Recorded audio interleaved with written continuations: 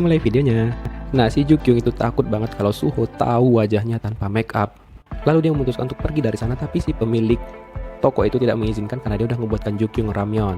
Dan alhasil dia dan Suho malah duduk berdua di sana. Itu canggung banget, parah sih canggungnya. Aduh.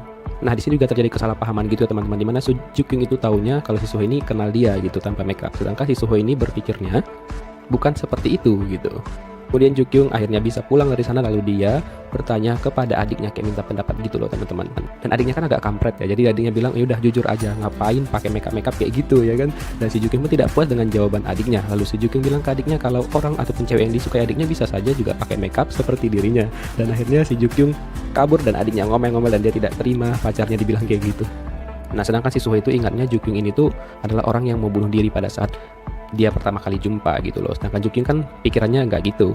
Oke, besok harinya seperti biasa Jukyung sebelum berangkat sekolah harus touch up dulu ya kan. Pek ke muka, semua make up apapun lah namanya, Mimin nggak tahu ya. Mungkin yang cewek-cewek yang tahu namanya silahkan komen di bawah ya. Intinya dia bermakeup biar terlihat cantik berangkat ke sekolah. Sampai di sekolah dia malah papasan lagi sama si Suho, dan pada saat dia nyapa hai, si Suho malah nyuekin dia. Aduh, sabar ya Jukyung ya.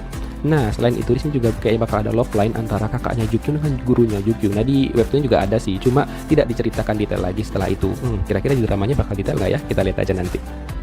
Nah, singkat cerita nih, sepulang sekolah Jukyung itu pergi beli makeup lagi, dan di sana dia jumpa sama teman-teman SMA-nya yang dulu, dan dia mengingat semua kejadian pembulian yang sudah dialami sebelumnya, dan ternyata dia memutuskan untuk pergi dari sana. Nah, di perjalanan pulang, si Jukyung itu bertemu dengan Seojun secara tidak sengaja karena Seojun itu lagi dikejar sama preman gitu yang mau mukul dia, dan nggak tahu masalahnya apa ya, pokoknya si Seojun itu dikejar-kejar oleh beberapa orang penjahat ataupun preman gitu teman-teman. Nah, pada saat si Seojun akan dihajar secara massal oleh orang-orang itu, si Jukyung membunyikan sirene polisi dan akhirnya mereka pergi dari sana. Nah, kalau di webtoonnya itu si Jukyung emang mengancam nelpon polisi. Oke, hampir sama lah ya, tapi nggak apa-apa. Nah, habis itu dia papasan langsung dengan si Seojun dan dia malah memilih kabur sambil bawa helmnya Seojun. Iya, si Jukyung kabur, cuma tuh helm balikin woi, malah dibawa kabur. Aduh, ada-ada aja ya kan. Dan si Seojun malah kehilangan helmnya dia gitu loh. Dan si Jukyung pun sadarnya pas sudah mau nyampe rumah. Oke lah. Di sini juga diceritakan tentang ayahnya Suho. Jadi ayahnya Suho itu adalah seorang artis gitu yang terkenal banget ya.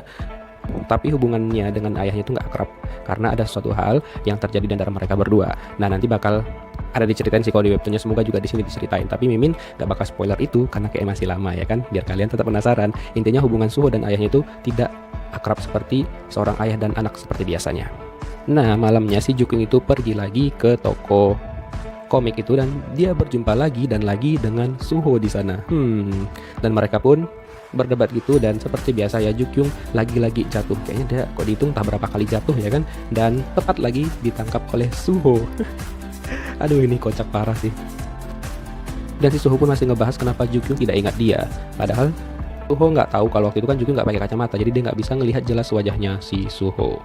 Tapi si Jukyung ini berpikirnya tetap sama, dimana dia pikir si Suho tahu wajahnya tanpa makeup dan juga pakai makeup. Nah, setelah itu juga mereka jadi agak dekat gitu karena mereka sama-sama suka komik horor gitu, dan komik yang mereka suka itu juga judulnya sama. Jadi mereka agak dekat setelah itu.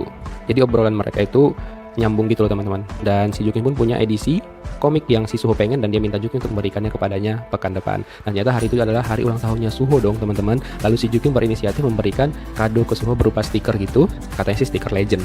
Dan setelah pulang ternyata stiker itu langsung ditempelin sama Suho. Wow, love line nih. Semoga aja ya. Nah, besok harinya pada saat mau berangkat sekolah, di bus itu Jukyung terkena pelecehan seksual gitu. Ada seorang pria yang memoto diam-diam celana dalamnya Jukyung.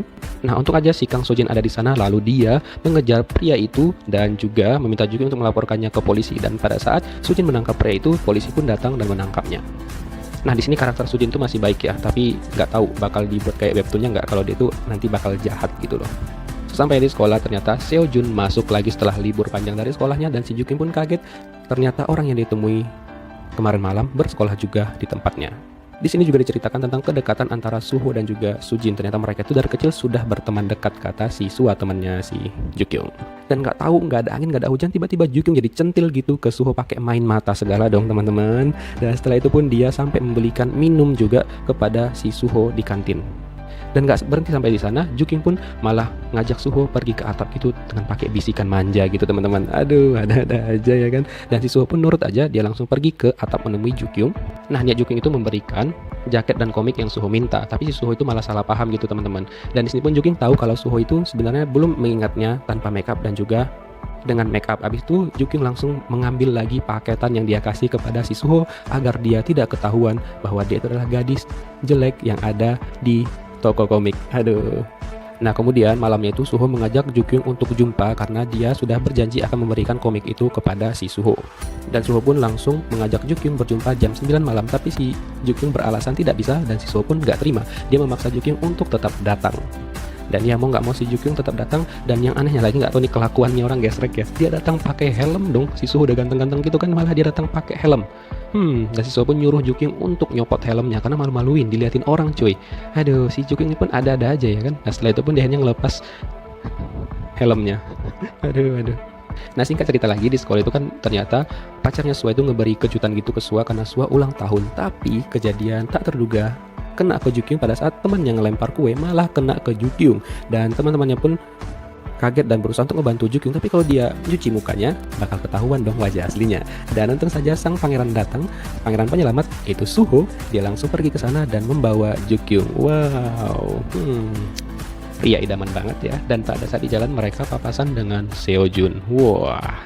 Dan itulah ending dari episode 2 teman-teman. Kita tunggu aja lanjutannya gimana, karena semakin seru dan semakin kocak dramanya. Thank you for watching, see you next video, bye bye.